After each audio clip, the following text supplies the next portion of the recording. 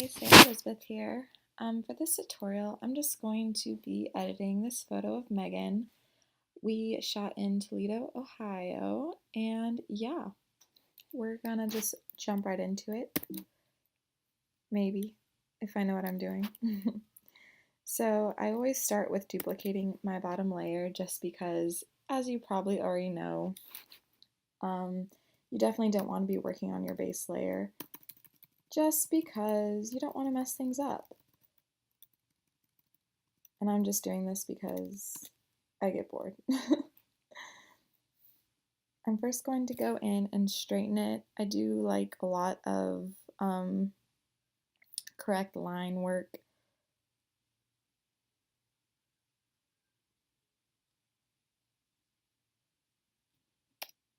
I don't like things very lopsided in photos normally. And I'm seeing that I have a little bit of gooberishness down here. I'll just call that gooberishness. So to fix that, I'm just going to clone stamp the wood and fill it in.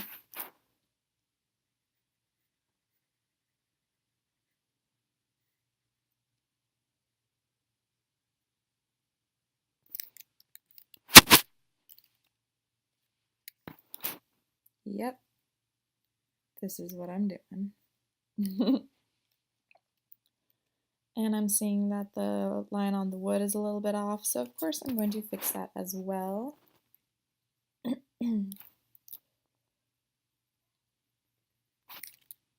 Maybe, if you know, I can line up my lines right.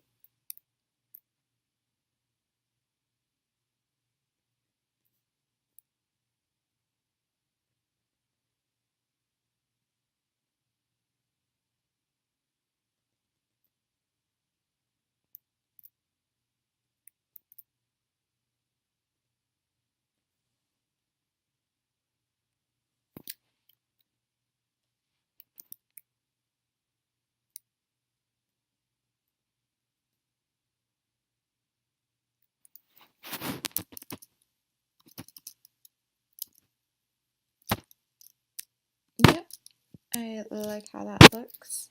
I actually kind of like that this little part right here is still in frame because to me that adds a natural like vignette almost because it's just a dark little sliver. So yeah, I don't think I mind that. So from there, after I crop and straighten, I just immediately go into Camera Raw and I do some adjustments here to fix my basic temperature. I normally kind of like adding greens a lot lately. I guess I'm kind of like inspired by more vintage work. And with highlights, it really depends on the photo. Sometimes I like to really expose more, other times I don't. And same with my shadow play.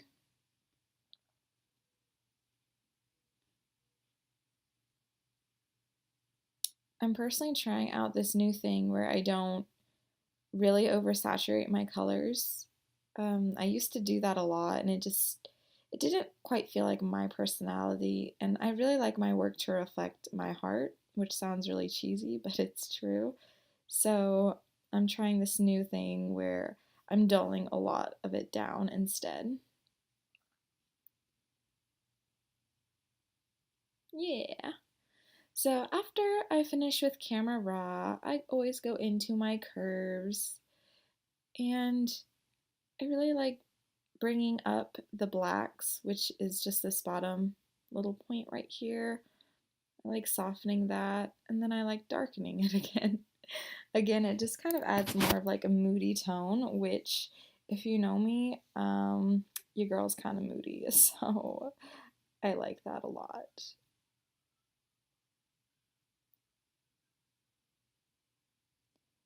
I never do too terrible much with my contrast with curves. I honestly just, yeah, I pretty much keep everything the same, but bring up the blacks.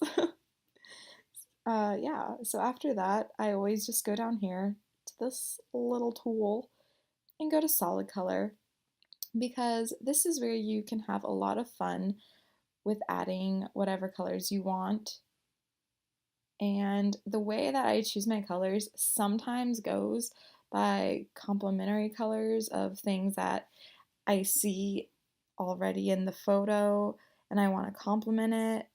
Or sometimes it just depends on the whole vibe, like if I'm going a sunset vibe or whatever, you know what I mean?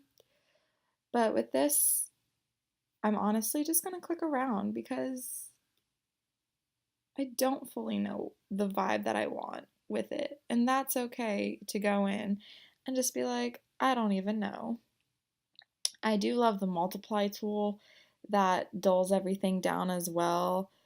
And yeah, it just makes it so much more moody, which I really appreciate.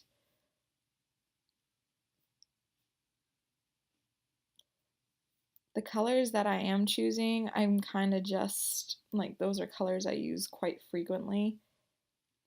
I normally do use a mix of both cool and warm whenever I'm doing my solid color layering. But I want to keep it dull. And let's see.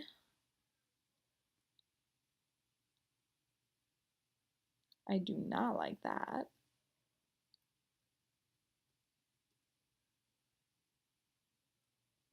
Oops.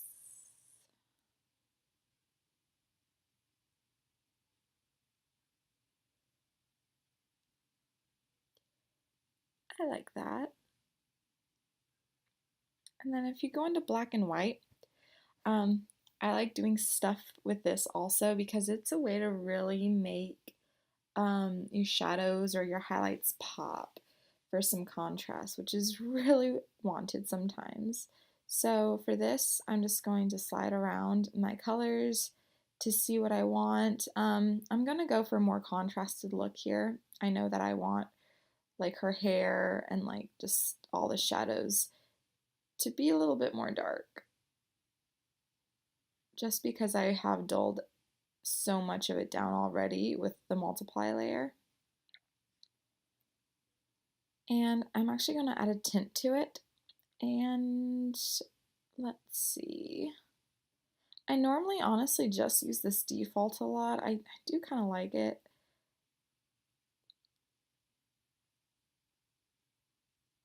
So we're going to stick to something close like that. And I normally soft light my black and white layer.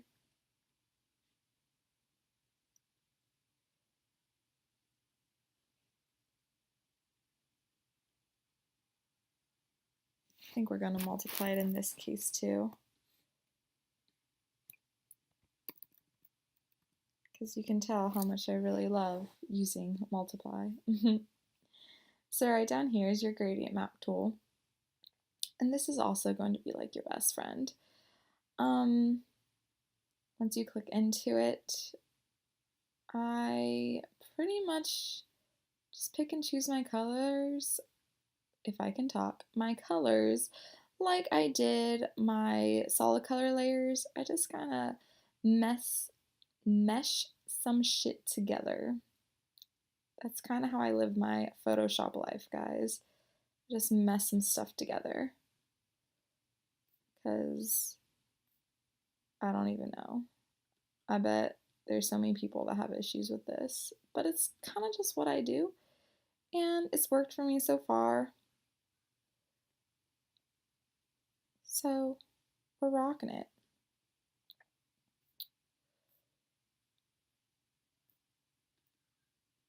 And there we go. I actually really enjoy this because I've got the blue of the sky to stay blue, and then what I do, Command Z, we're gonna change that back. And I keep hitting buttons, guys. And the shadows are all darkened, which I like, and then the clothing, we've got some nice hint of color. So I like that, and can you guess what I'm gonna do with it? Bet you can. We're gonna multiply it. And we're gonna bring that down to a lower opacity, and we're gonna see how I like that. And then if I don't like multiply, I go to soft light, and so on and so forth.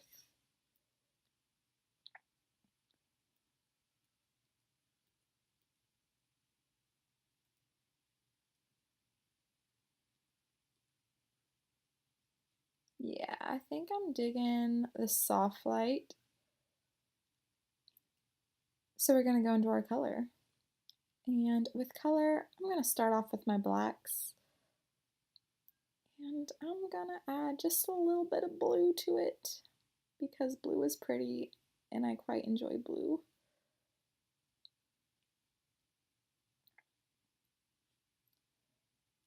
Again, I'm just kind of keeping a lot of it really subtle and soft and pastel because pastels are so pretty.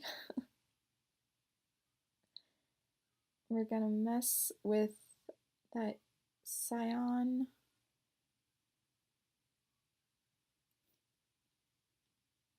Yeah, make it pop just a little bit. And then what I'm gonna do is I'm gonna click into selective color again. Because one thing I like to do, if you've noticed in my work, I really enjoy my whites to be very white. And I don't do this all the time, but it's just something that I normally enjoy. So to check that I am wanting to keep that really white is I zoom in and I just make sure that like nothing looks super stupid and pixelated because sometimes the whites just get really pixelated looking. But I am not seeing anything that's stupid looking. So I quite enjoy that. And that white just really brings it up, makes it pop more, and it looks awesome. So from there, this is where I can change my workflow. I'll normally like to add some sort of vignette. So I go to the gradient fill, and I usually go to the radial, if I could talk, guys. And I'm just gonna put the center around her face because I don't really want to touch the face. And yes, I like that. We got a nice flow going on.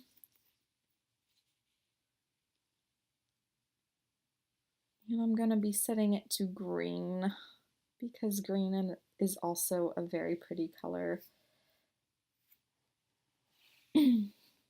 And soft light.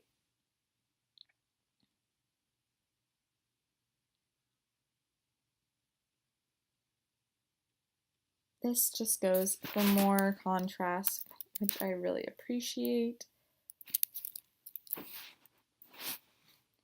So from there, I'm just going to go ahead and group this all together to check my progress so far. Just really subtle stuff. And I'm actually going to duplicate this layer over to another photo I have from the same set. That way I've got all those colors because I'm about to mesh it all again together and go back into Camera Raw. I'm going to duplicate that layer and here we go.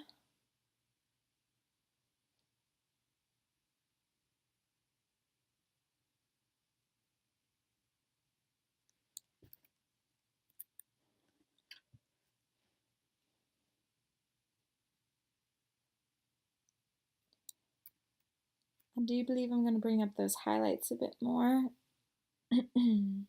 Sorry, I keep clearing my throat. I had a banana and peanut butter slice of toast with a lot of cinnamon, and that cinnamon is affecting me. But you can never have too much cinnamon, so it's okay.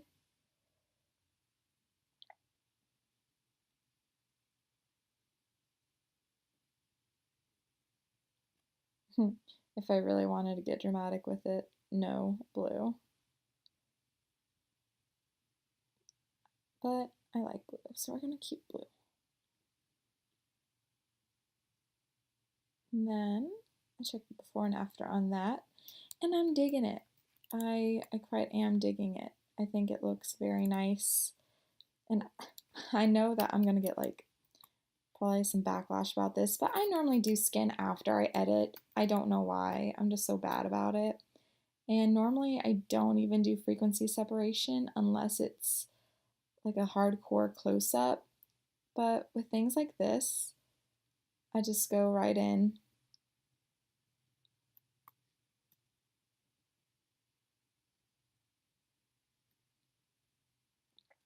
Yeah. Yeah, that works. That looks really nice. I enjoy that. So from here, we're just going to flatten the image because now I have to sharpen because I know you are thinking, hey, that is very blurry. Yes, yes it is because my 50mm is a very blurry lens, but I love it so much. It's such a handy lens. So I'm going to, well, what I've already done is I went and made 2 copies of the flattened layer so that way I can go into this first layer after I've hidden that second one. I'm going to go to Filter, Blur, Gaussian Blur, and I have it set at 9.3. You can have it set to any lower number you want. I just suggest messing around and finding what you like. And then you unhide your top layer, click on it, and you're going to apply image. And this is what you want. You want the blending mode to be on subtract, and you want to put your merge layer to that first layer. This way, it outlines everything. For this, I suggest either going overlay or soft light. I prefer soft light because I find it to be a little softer. Unhide that bottom layer. And you have some sharpened things. Oh yeah. Some sharpened beautiness. Great, isn't it? And here we are. There's that final photo for you. And I hope you don't mind my jibber jabber because it's just what I do. Thank you.